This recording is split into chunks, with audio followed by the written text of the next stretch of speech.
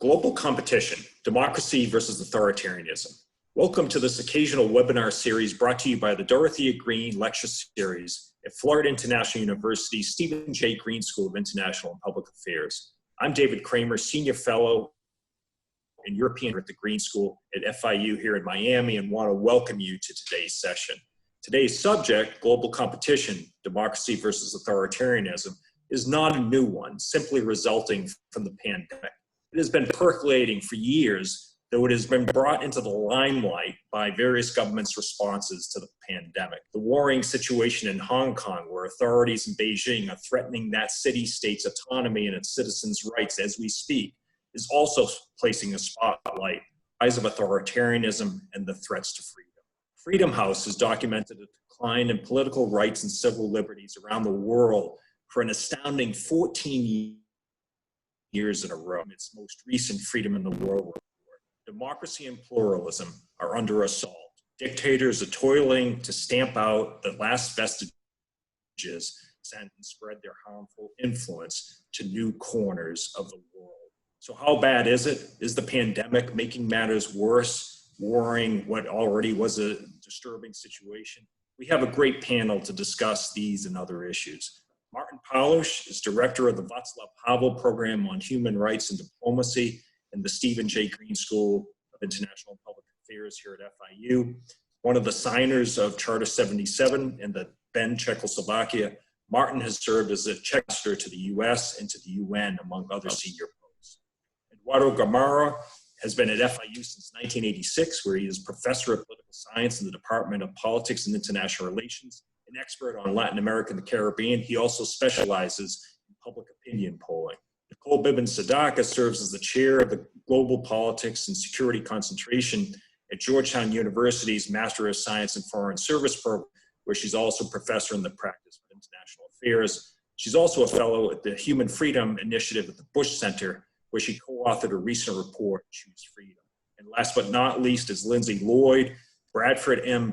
Freeman Directment Freedom at the George W. Bush Presidential Center, where he's overseen some amazing work related to North Korea and Burma, among other areas. Previously worked at IRI, where he engaged extensively with political parties and civil society activists. So let's get to it. And if I can, Martin, let me start with you and ask you sort of the big picture question. How bad is the current state of affairs around the globe when it comes to democracy, human rights, and freedom? Are authoritarian systems on the rise? And how did we get to this point? Well, you asked me to start with a broader picture.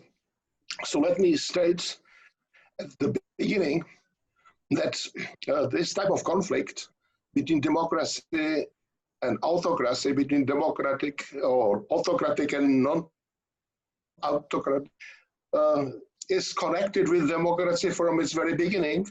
If you want to see the first conflicts of this type, go to ancient city-states and see how they emerged and how they were struggling with problems, obviously, in their own context that are quite similar to ours. So we have a really deep historical experience here, and we always need to take a deeper or broader historical picture into consideration. Going back to our times, certainly we are dealing with a modern type of democracy and its special experiences during the 20th century, when autocratic regimes generated very specific form called totalitarianism, and the conflicts between totalitarian forms of government and totalitarian type of thinking and can be traced back throughout the 20th century. Think of Czech descent, being Czech, we have certainly our specific experience with that as a, let's say, democracy of smaller size than here in the United States, which means much more dependent on international context in which we were operating. I certainly don't want to go through our history in the 20th century, 38, 48, when we lost our freedom, 68, when we had some hopes or maybe illusions that we could restore our democracy, and then 89. In 89, everybody seemed to be believing that democracy or liberal democracy is a solution for the world. And so we are now maybe frustrated that in the 21st century, confronted with the challenges of the 21st century that are very new and unprecedented, and pandemics is part of these challenges, that democracy is threatened. So I certainly agree with you that the situation is serious, that democracies need to defend themselves. They need to defend themselves with democratic means based on certain basic values of human freedom, dignity, and equality between human beings. But how to do it in the 21st century, obviously, is how you can do it at home, because democracy always is a very local thing. In the end of the day, it's a matter of citizens, of individual human beings. But at the same time, the question is, kind of international cooperation can help us together. I think that's the idea that emerged in 1999, I believe, to start or found the entity called Community of Democracies. It was Warsaw, Poland, and then former Minister Bronisław Geremek and Secretary Albright were main leaders in this situation. This idea can be revisited today when we are facing or confronted with pandemics as some sort of accelerator or certain movements that certainly we would like to understand, but we still don't understand fully. Eduardo, let me turn to you and ask you for your take on how you see the situation. Is authoritarianism on the rise? And if so, what accounts for it? That is a very broad and difficult question to answer. Let me just do a very broad take on it. First of all, I think that we're kind of accustomed to a rather linear view of how democracy evolves, and we sort of assume that we've always gone from this authoritarian past to a democratic future. And that, as we know just from looking at Latin America, we've always seen this less as a linear trend and more as a cyclical trend. We've had enormous cycles of authoritarianism followed by advertising. And so this kind of cycle, which has been studied by very, very significant authors, Sam Huntington's Third Wave, etc., sort of tells us, right, that these cycles occur on a regular basis, and therefore it kind of tests us in our assumptions about the how should I put it, the permanence or the consolidation of democracy. And so here I think it's important to look at what has happened over the course of the last really now 40 years, this recent wave of democracy. And that transition that occurred in the Latin American case beginning in the late 70s, and the rest, I guess, if you look at this from the point of the end of the Cold War or the end of military-based authoritarianism, it was really a moment in which authors like Francis Fukuyama, for example, looked at it from a kind of a best of times lens, right? For him, it was a moment. Not history had ended in the literal sense, but that democracy as over different forms of authoritarianism, right and left, if you will. But it was also a moment in democratization, if you will. This recent wave occurred also, as you might look at it, at the worst of times. This was a time of profound economic crisis, huge foreign debt bills that had been left behind by authoritarianism, structural crises, the need to develop a new state, frankly, and processes, especially in the Latin American case, of very, very deep economic crisis characterized primarily by hyperinflation.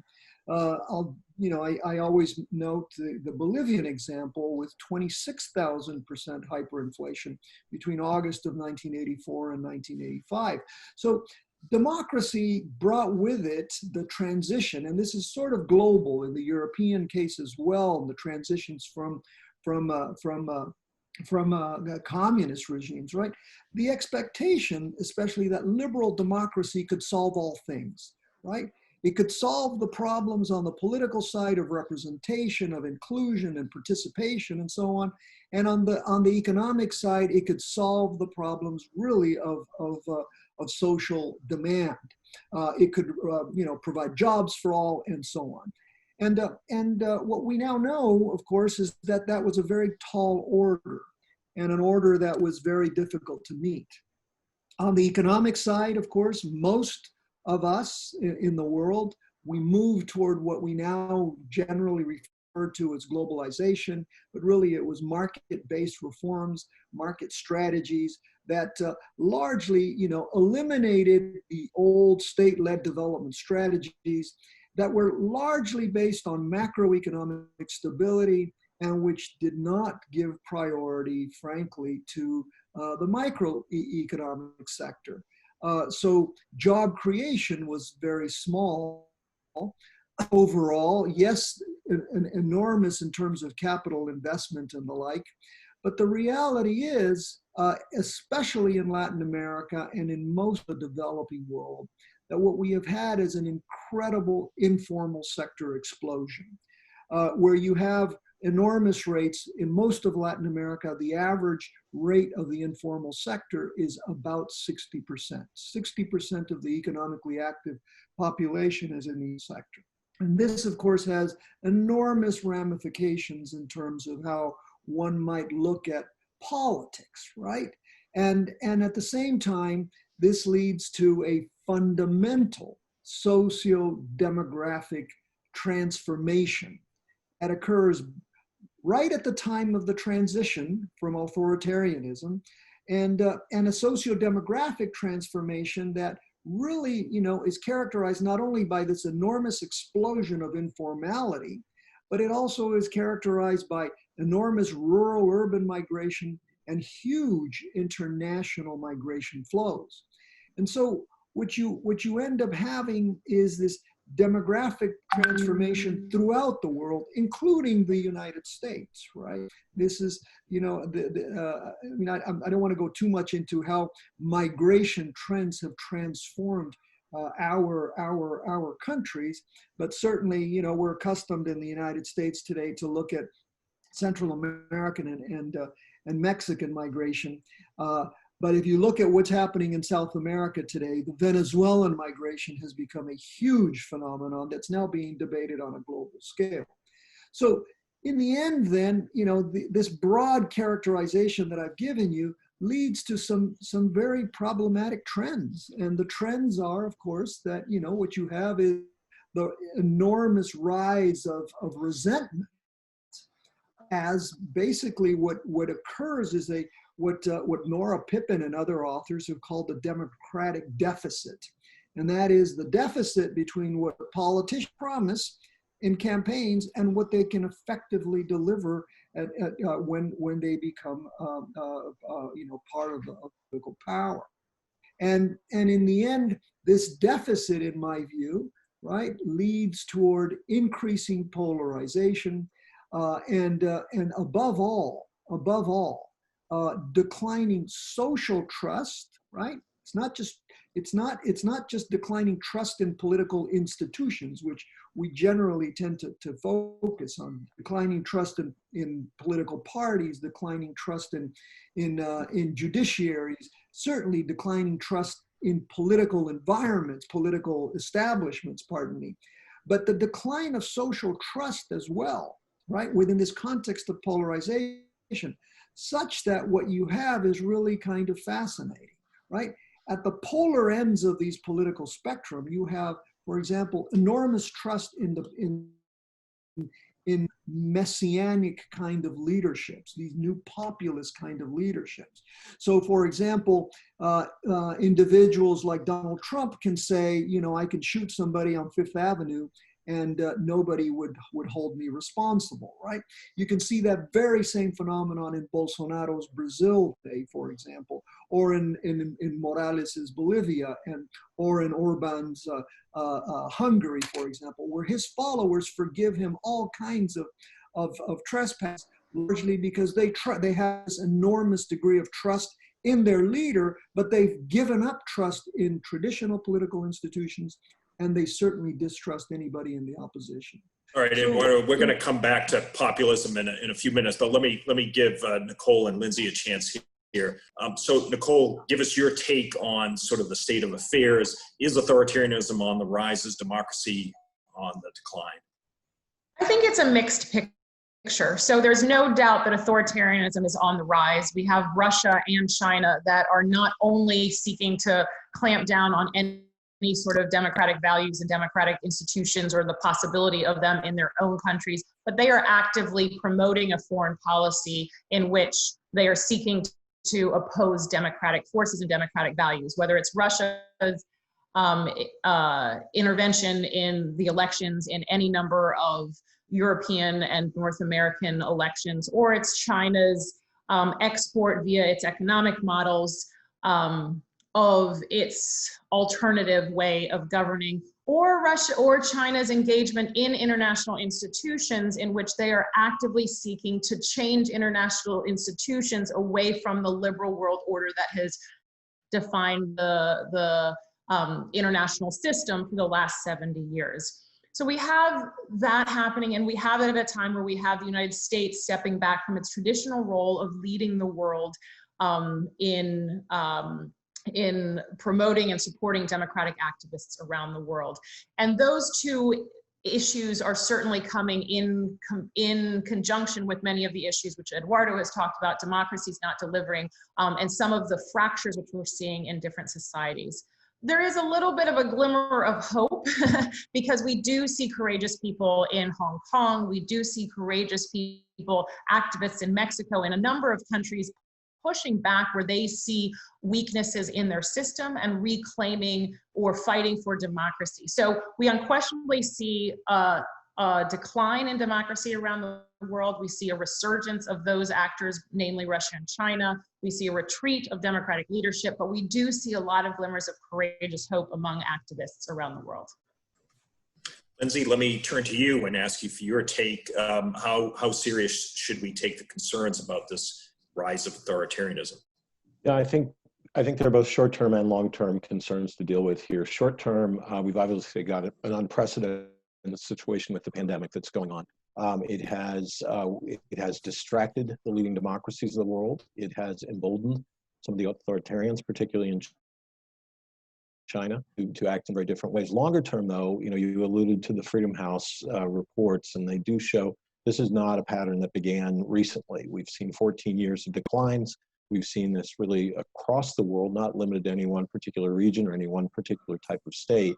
That's a deeper concern, and that, in my mind, speaks to the fact that America has largely absented itself from this game over the last several years, predating but particularly accelerating under the Trump administration. If the United States leads on democracy, our allies, our fellow democracies will tend to join us in those efforts. If the United States withdraws, then it's much more of a free-for-all, and people in other countries feel that they might necessarily not need to put such a priority on this.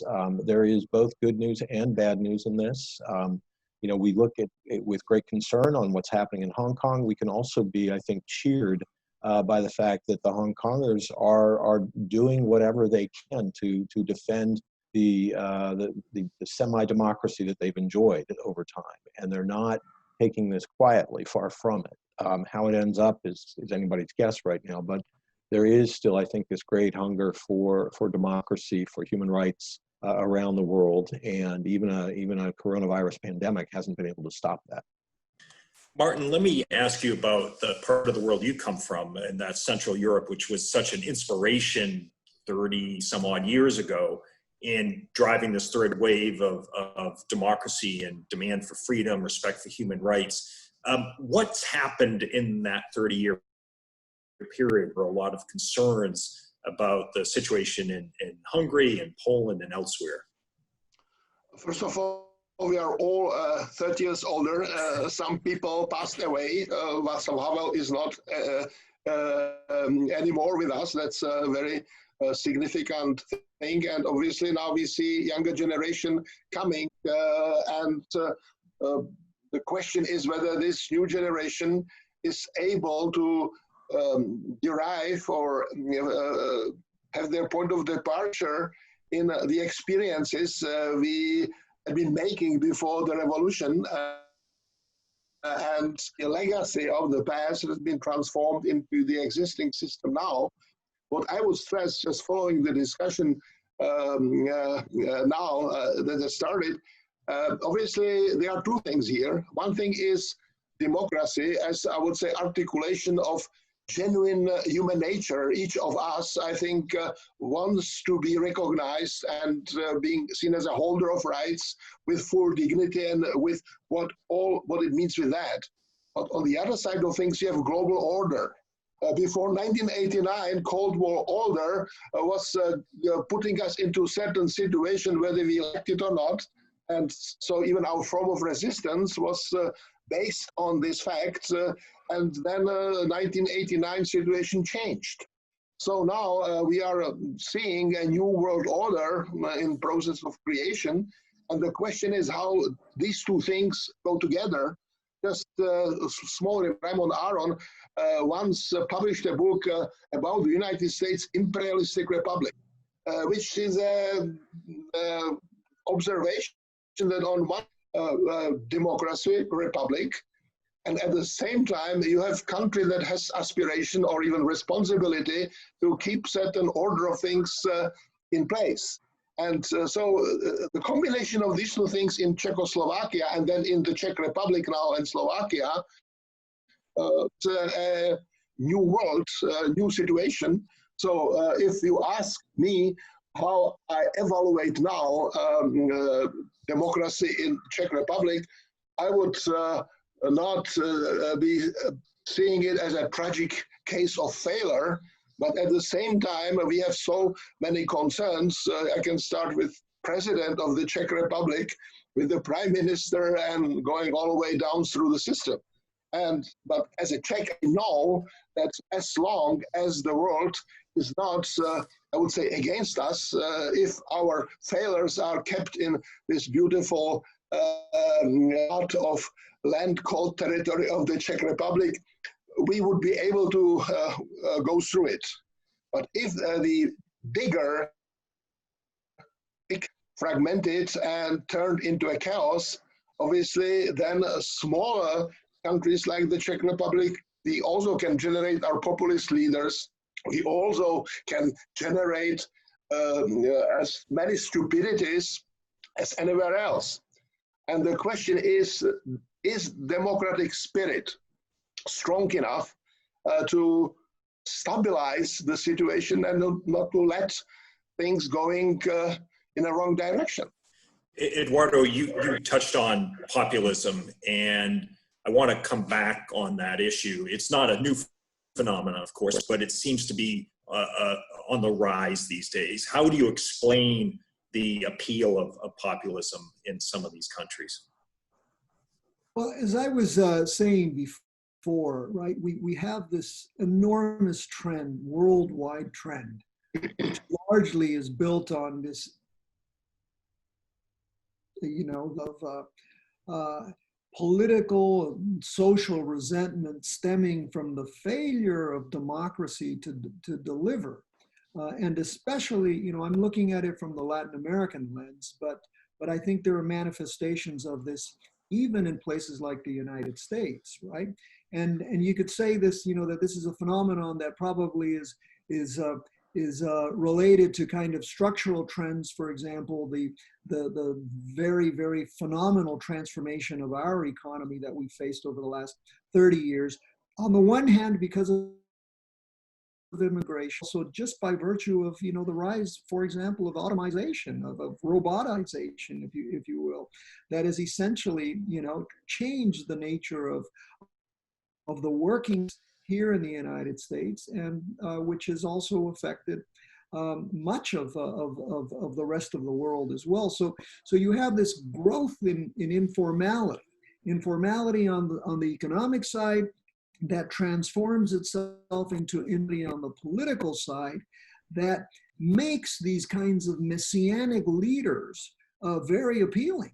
Leaders that basically say that, you know, they alone can transform a country, that they alone are going to be able to return to some grand period well, to better times, in other words. And on the left and on the right, you see it occurring clearly. Of course, I'm thinking a lot about Latin America, but you see it in an extraordinary fashion in our country here now in the United States, and of course throughout Europe recently. So you know, this trend has had enormous ramifications on in terms of the political structure, and I think, you know, the pandemia that we're currently living kind of exposes the frailty of democratic rule. And it sort of leads to, you know, this realization, and I would say that this is probably across the board, right? That in many countries, when democracy should have been constructing infrastructure to deal with issues like pandemias, you know, that we spent the time more than anything else on funding programs to support political patronage, or to, you know, or to build political bases, right? The Venezuelan case stands out, but so too do other examples around the globe. And so in that sense, I think, you know, as I said in my previous comments, I'm not so sure that it's a linear trend, authoritarianism to democracy, but a cyclical trend. And then I think there's also not a linear trend between populism and anti-populism, but that it is a cyclical trend as well, right? And in that sense, you know, something that Martin just said that really, I think, worries me. We often shy away from kinds of cultural statements. And more and more, you know, public opinion data tells us that democratic values are waning, and that the appeal of this strong leadership, this concentration of power in the executive branch, the kinds of leaderships that we have seen emerge around the globe of recent, you know, that's growing, and that's not a good sign for the continuation of liberal representative democracy that assumes pluralism, that assumes kindness, and all of those features that especially liberal Americans like to espouse. Nicole, let me ask you, is the pandemic making this situation worse? China, of course, likes to portray itself as a system that can handle a crisis like this. But then, of course, the Russian authoritarian system is facing an enormous challenge and not dealing with it, frankly, nor I think many people suspect, is the Chinese system. Then you have countries like Germany, New Zealand, South Korea, Taiwan, that have handled it well, and then you have the United States that hasn't handled it well. So how do you see the pandemic affecting this whole situation? Right. I think the pandemic has brought to light a lot of problems, not just in the area of governance, but particularly in the area of governance. And there's a narrative that's being propagated right now, particularly coming out of China and coming out of authoritarian governments, that authoritarians are better at handling this because they have more control over their society. But I think we have to think a little response to a pandemic as just the delivery of a vaccine or passing of an ordinance on how long you stay in your house or not. Authoritarians are certainly good at that, but the reality is a pandemic response actually requires a free and open media to be reporting and to sharing information with people about it. It requires civil society that's demanding of its government that it be responsive to what civil society actors who are closer on the ground are seeing citizens. It requires people to be able to tell leaders and leaders to feel accountable to those citizens that they are doing a good job or not. And that's what we're seeing in democracies. And so response is unquestionably better done in a democracy than it's in an authoritarian government. The stories about China and how the Chinese government sought to squelch the information for so long is just one little extraordinarily important but little example of how, when you have a government that doesn't feel it's accountable to its citizens or doesn't feel it's responsive to its citizens, how poor response can happen. I would differentiate within the democracies between those that govern well and those that are really struggling. And I would put in that category leaders that are governing in a populist way. And I would say that that's the way we see President Trump governing right now. You named a list of governments that are all democracies that have done an extraordinary job. They are strong. They are very transparent to their citizens. They are explaining to their citizens why they need to take certain steps at different times. They're listening to their citizens. They're relying on experts. And that is democratic governance at its best. And it's important to see that is how democratic government works well. It's important to note that the weakness that we see in the United States response, and we see in a number of other places, Eduardo talked about Brazil, which is also struggling tremendously, is not necessarily a failure of democracy as a system. It's a failure of the leaders and the people to utilize the democratic system to its fullest. And what that means is you have leaders who are actually, although they are democratically elected, they're not choosing to live into the fullness of democratic values, including transparency, accountability, and responsiveness to citizens. And the institutions around them are not as strong as they can be to check the leadership in the way that democratic institutions should. So as we're looking around the world, unquestionably the most comprehensive and strongest response and the most durable response are coming out of the democracies that you noted, many of which also happen to be governed by women. We can have that conversation at another time. But it is unquestionably the case that those strong democracies with strong institutions are providing the best response to the pandemic. Lindsay, can I ask you, looking at this, are we suffering from a lack of confidence in the democratic world, that we seem to be losing faith in the ability of the democratic system to deliver? Are we inflating the role and influence that China and Russia have in this whole debate? How do you see that? Yeah, I think in some ways we are. We do have sort of a crisis of confidence right now in many of the democracies. Part of that may just be fatigue with international engagement overall here in the United States. That people, that there's a desire to see us focus inward, address the many issues that our country has. Although I would also say we haven't really done very much of that while alienating ourselves from much of the world. I would just maybe add one thing about a particular concern right now in the U.S. is we also have divided government, in the sense that Congress and the president are, at least in part, from different parties. We also have very different perspectives coming from many of the state governors versus the federal government, and all of those tensions, which are eternal in American politics, really, I think, come to a head when we face a national crisis. And we've seen quite a bit of that.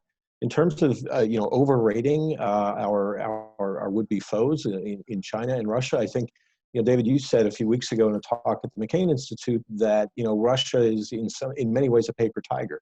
That there's a lot of bluster, but at the end of the day, this is not a real rival in the traditional sense of great power rivalries. China, however, is more troubling. They have swept a lot of this under the rug. They are basically perfectly willing to ignore world opinion and do that not just with Hong Kong or the virus, but with the Uyghurs, with religious freedom, with a host of other issues. They have a sense of commitment, I think, to their system, wrong though it may be, that is clearly lacking in Russia. They also have at least some measure of popular support for what they're doing, a sense of nationhood, a sense of unity, and so forth. And that's a very dangerous combination when we're in these daily spats with China. When we don't have any sort of comprehensive, durable policy in how we deal with it, and when China has the means and the tools to entice other countries to move in their direction. We see that in many authoritarian countries, but we also, I think, very troublingly, have seen that in some developed democracies, which are willing to sort of join forces with China because the U.S. has been so absent from the world stage. Can I step in a small comment? Look, Sure. Interesting that right after 1989, there was one concept very strongly in the circulation: open society. It was connected with Karl Popper and Ralph Dahrendorf and also George Soros. And we are all talking about the reopening of closed societies. And I think that there are two basic capacities that need to be stressed when it comes to open society. It's capacity for self-reflection and for self-transformation. And so just a little bit on the cyclical versus linear context of democracy, I think that there is something very deeply cyclical in democracies because it's a pendulum that those who are in power can be replaced by other leadership with different policies. And that's functioning democracy if this type of self and self-transformation is synchronized and does exist. The problem is that we are not sure today whether this principle democracy is still recognized by those who declare themselves to be Democrats. And it seems to me that open society does not need to be parliamentary democracy of traditional type. It can be something else. But certainly China is not, in my position, open society. Their basic principle is that those who are in power want to keep themselves in power and that they are, for this sake, ready to suppress any process of self-reflection and self-transformation. And the question is, does a situation like pandemic require real self-reflection and self-transformation? Otherwise, we are not able to resolve it. It seems to me that this openness is the basic feature of democracy. We don't believe anymore, I think, in the idea of linear progress, typical modern concept that the world is going to go in one direction, which means everything will be more and more democratic. But maybe this type of cyclicity of democracy is a very important thing to be taken care of or maybe revived under the current circumstances. Eduardo, let me ask you about a region you know extraordinarily well, Latin America. To what extent is Russian and Chinese influence tapping into this populism, this interest in strongmen leaders, or to what extent is all this indigenous? What role do these outside forces play? Look, I think that, we know something very basic, that the United States was a critical actor in democratizing Latin America in the late 80s and early 90s, right? This was part of American foreign policy, and the U.S. had an enormous presence there, and you might go back to the Carter Doctrine or what have you, but the reality is that, the end of the Cold War and the end of military authoritarianism, very favorable to policies that were being pushed by the United States government through USAID, through a whole series of other programs, and so that moment, that enormous presence that the United States had and I would say, a kind of a unique moment because it really coincided with this real democratization of the region, and the U.S. kind of changed its image from the moment in which it supported military dictators to where it was a very democratizing force, Democrats and Republicans alike. But today we find ourselves in a very different moment, and this is what is worrisome. And I would say that the trend began probably about 2 decades ago, and probably began with our concerns in the Middle East and our concerns over terrorism. But our attention to Latin America, and I'm not talking about funding levels, but I'm talking about just attention to the region, has largely been forgotten. And that declining attention of the United States coincides with a couple of things that occurred roughly around 2004, 2005, and that is the recovery of the commodity markets and the growing presence of China in the region. The growing presence of China with soybean in Argentina, soybean in Paraguay, soy in Brazil, right? And then, of course, this newfound role for China as an investor in the region. And so today, you know, the figures are quite astounding. China is, in fact, a very, very significant investor in just about every country in the region, right? At the same time, Russia has been involved as well, and sort of piggybacking on what the Chinese are doing, not with the economic muscle behind them, but certainly taking advantage of the presence of people like Correa and Morales and Hugo Chavez and now Maduro in Venezuela. And they're not exactly doing it because, you know, they think they're going to establish bases or what have you, but because it's a way to stick it to the United States. And the failure of leadership in Washington, pardon me for being so dramatic about this, but the failure of US foreign policy, especially under this administration, has essentially created this vacuum that has been very, very easily filled by China and Russia. That's a perfect segue, Nicole, to the report you wrote for the Bush Center, Choose Freedom, which we were very proud to host you and Z earlier this year. It seems like years ago, but earlier this year to unveil it. Give us the gist of the report, Choose Freedom, and what's behind it. Right. Thank you. And thank you again to FIU for hosting it. The Green School was an extraordinary place an apt place to roll a report out that focuses on the need to renew US leadership for support of democracy and human rights around the world. The gist of the report is to remind readers and Americans of the history that the United States has in supporting democratic activists around the world, that it's been a bipartisan area of support and a central part of our foreign policy for decades, and that we are stepping away from that now. It's also to highlight the extraordinary importance of the United States and the importance of a democratic global system and the health of democracies around the world to the American people, that the United States benefits when it is one of many democracies in the world, when our system and the rules of the game, if you will, are democratic, and when our allies, we stand with our allies and we stand with other democracies around the world.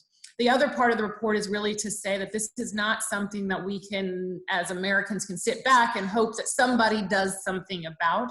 It requires each of us at different points in our wherever we have roles of influence to ask for and demand democratic values in all that we do. And so there are recommendations for the executive branch and for Congress, but as a person who sits in Washington, I don't in any way have hope that Washington will solve everything, particularly in this moment, but rather to say also local political leaders, civic leaders, religious leaders, individual voters, we all have a responsibility to ask our government and to act in ways that are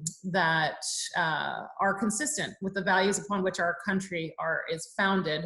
I want to also go to a point which Eduardo touched upon, which is a really important component of the report, which is this issue of where some of the skepticism about democracy emerged, some of it having to do with American foreign policy around the world 20 years ago and at different times, that people have said, well, maybe it's not the best system, or maybe there's a reason, you know, the United States might not be the right country to be in that space. But the reality is, as was also said before, when the United States leads, other countries will follow. And if the United States doesn't lead, that vacuum will be filled, and we see that it will and is being filled by Russia and China.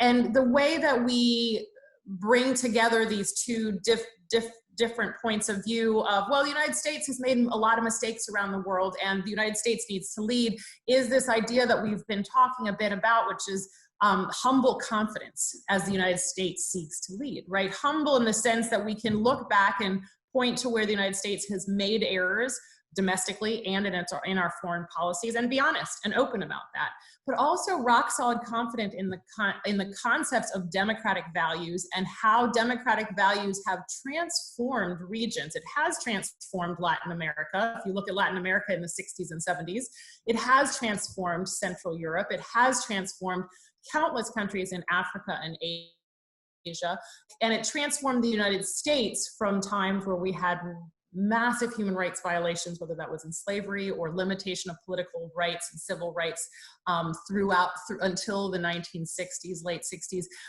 It is democratic values that have pulled countries out of those extraordinarily poor policies, and we can have confidence that those values and those institutions remain important, as we are also humble about the mistakes that have been made in the past. That's perfect. No, I couldn't agree more with a sense of humble confidence, but also a sense of confidence that we have to do the right thing. Lindsay, that brings me to you and ask you about how you see the role of the United States, not just from the US government perspective, but also the role that NGOs and centers like the Bush Center can play. For example, I mentioned and introduced to you the critical work you've been doing in Burma, the work you've been doing in North Korea, where human rights seems to have fallen off the agenda completely on the US government agenda. So if you could touch on that. Sure. Yeah, no, I think Nicole's point about that this can't just be an effort by the State Department. That's not enough. It's insufficient. One of the great benefits of America's historic focus on democracy and human rights is that we've developed an infrastructure to do that. Groups like the National Democratic Institute, the International Republican Institute, Freedom House, all these others have the know-how, have the experience, have the networks to do that. They need funding to do that. But the larger point is that the other institutions that may not be in the democracy business also have a role to play here. Business, for example, has an enormously important role to play. How businesses operate overseas can make a real tangible difference. I think the best example of that is apartheid-era South Africa, when the Sullivan Principles were drawn up to give a code of conduct for how American and other foreign businesses would operate in that country as it transitioned from white rule to majority rule. Religious institutions were also mentioned earlier. Again, they can play an enormously important role in motivating people to do things like call their congressman or to donate or to become involved in other ways. So this whole broad network of civil society here in the States and other developed democracies can play a really meaningful role. In terms of our work, the work we're doing in Burma right now, which is a nation that's really on the precipice. They've had a move towards democracy, but it's an unconsolidated move towards democracy. And under what we thought was going to be much more progressive, enlightened democratic leadership, we've seen some atrocious things happening. The treatment of the Rohingya, other limitations on civil liberties, a continuing role in governance by the military, and the country is 6 months away from parliamentary elections this fall. Virtually no one is focused on that right now. So it's absolutely vital that institutions like mine, but the whole host of other institutions, governmental and non-governmental, continue to keep the eye on the ball, because if the United States, if other Western and democratic governments aren't taking an interest, we know that the Chinese are. We know that other powers are. And that's not going to work out well for the Burmese, and it's not going to work out well for us either in the long run. So in our final round here, what I'd like to do is ask each of you to offer a country that you are hopeful about in terms of a democratic future, and a country that has you worried, that keeps you up at night. Martin, let's start with you. Oh, David, thank you for this question, and I guess that you know what I'm going to say. I was kind of surprised that Eduardo hasn't mentioned one Latin American country that, in my view, plays a key role as far as the future of democracy, or one of the key roles as far as the future of democracy in the region, and that's Cuba. It seems to me that maybe failures, I'm not going to defend one or the other US policy towards Cuba, but Cuba is a country that on one hand is a inheritor of the deepest totalitarian legacies in the region, with all sorts of things that are implied in that proposition. But at the same time, in my view, is the most hopeful case for successful democratization if it is done right. If it really is giving a chance to Cubans to start something new. We can look at their current economic situation, the test by pandemic, and so on and so forth. And we know the spirit of of Cubans because we are in touch with them. So I think Cuba is on my list, and in that respect, I'm hopeful that there can be some positive example made in the future. As far as who is on the other side, certainly for me, the biggest danger is China. And I secretly hope that the current experience being made by Chinese leadership can generate maybe Gorbachevite ideas, but I don't know. I'm not expert here. But China is a real danger, and certainly I'm worried about the situation in my part of the world. I hope that we will remain the island of democracy, not only Slovakia, as used to be called in the 1930s, but whole Visegrad group. I'm still a little bit less critical than some other people seem to be when it comes to Orbán Viktor and his government. He is going into wrong direction, that's very clear. But still, I hope that Polish and Hungarian friends are also aware of the experience we made collectively, and that democracy it's in danger, but that it will also survive in a robust form in our part of the world. Thank you. Eduardo, over to you. Hopeful and concerned. Well, to take the challenge that just Martin just gave me to say that, you know, look, I'm gonna go to the hopeful one in a moment, but I am least hopeful about that axis, which is Venezuela, Cuba, and I would say the appeal of populism, the remaining appeal of populism, if you will, left-based, China-linked, Russia-linked, curiously even, you know, the presence of groups like Hezbollah. I'm very concerned that that trend is going to continue, and it's going to be very disruptive in the next few years, and largely because of the impact of the pandemic is so huge, and it's going to be so huge in terms of economic recovery and so on. So the appeal of populism is still going to be there, and it's still going to be led, as Victor said, as Martin says, pardon me, related to this legacy of totalitarianism that's still in Cuba, and breaking that, especially with the way we've kind of been taking Cuba, I don't see any transformation in Cuba. Now, I am most hopeful about the United States, okay? Because I think that, and it's something that was said earlier by Nicole, you know, the United States has faced challenges in the past, and liberal democracies are able to survive when institutional strength is preserved. And I'm hopeful that institutions in the United States will still be able to survive this cycle that we have fallen into. And so, you know, I'm not being too partisan here, but I do think that the November elections are going to be a very, very, you know, transfer moment, and they will determine, you know, the direction that states will take, because we are not immune from authoritarian trends here, as we have seen.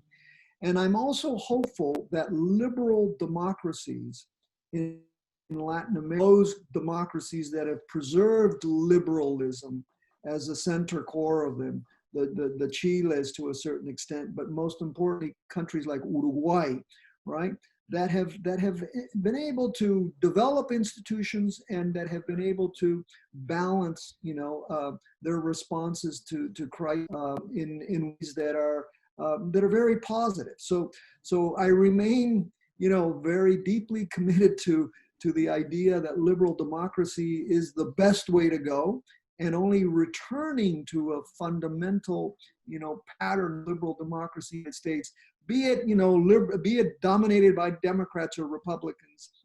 I don't think that's the issue, but I think it's a return to some kind of liberal democratic normalcy will be, you know, I'm most hopeful about that. Nicole, hope and concern. Excellent. First off, I'm hopeful for everyone because you have to be hopeful in this game because it is ultimately the human spirit that wants to be free, and you have to have hope that that will push through. So my hopeful is going to be a somewhat unusual one, particularly given the recent news about China. I have hope for Hong Kong, not because things are moving in the right direction, but because people of Hong Kong have chosen to stand up to the most authoritarian government that has the most to lose by having a territory have the freedoms that are denied on the mainland. I don't have hope because they're not facing tremendous threats, that they're not facing an even more serious crackdown today than they did even last week, but because the people are courageous, and it is a massive example for the rest of the world that the courage that it takes to stand up to the most challenging government on this is something that they are not willing to step back from, and that gives me hope. I am concerned and stay up at night about the countries that provide a negative example in the region, and I will say Venezuela and Syria are the two that give me concern, because in two regions where there are many countries that are where the people and the governments are deciding which direction to go and watching what's around them, those are two examples where you have leaders who have consistently shown them their willingness to crack down on people and deny freedom. And I wake up at night because I know the example that that sets for other people in their respective regions. Great. Lindsay. Sure. So hopeful, I think it's worthwhile to reflect on countries that have made a transition and are now dealing with sort of the ordinary issue of democracy. I'm thinking of places like Mexico or places like Tunisia, South Africa, Chile, others, which are not problem-free by any stretch of the imagination, but they show that these countries with maybe 20 to 30 years of democratic history are finding their way slowly. And so in that same vein, I would say, Martin mentioned our friends in Poland and Hungary as causes for concern. I think that's certainly true today. I think that's certainly true in the moment, but they are going to find their way back onto a more democratic path that eventually leaders will change there, and we'll see these countries return to a more European norm, and hopefully that's sooner rather than later. In terms of what worries me, obviously Hong Kong in the short term, but I would focus on Turkey, a country that seemed to be on that path, the path that Mexico and those other countries have taken of moving towards a consolidated European-type democracy, and has really strayed from that. It's important for us, not just because we care about the welfare of the Turkish people, but because this is a key ally in a very troubled part of the world. And to see Erdogan and Putin becoming increasingly chummy with each other, to see the influence that Turkey has on places like Syria and Iraq and Iran and so forth, we need for Turkey to be a democratic country. We need it to be an allied country. And unfortunately, the trends are going in the wrong direction there today. Great. Well, thanks. Terrific answers to the last question, but just as great was the whole discussion. So I really want to thank my FIU colleagues, Martin Palush and Eduardo Gamarra. Thanks so much for joining us here in Miami. Nicole Bibin-Sadaka at Georgetown University from Washington, and Lindsay Lloyd at the Bush Center in Dallas. A huge thanks to both of you for joining us for this fascinating conversation. Really enjoyed it, and hope you'll all come back and do this again. This has been Global Competition, Democracy versus Authoritarianism, a occasional webinar seminar series brought to you by the Dorothea Green Lecture Series at Florida International University's Stephen J. Green School of International and Public Affairs. I'm David Kramer. Thanks so much for joining us. Thank you. Thank you.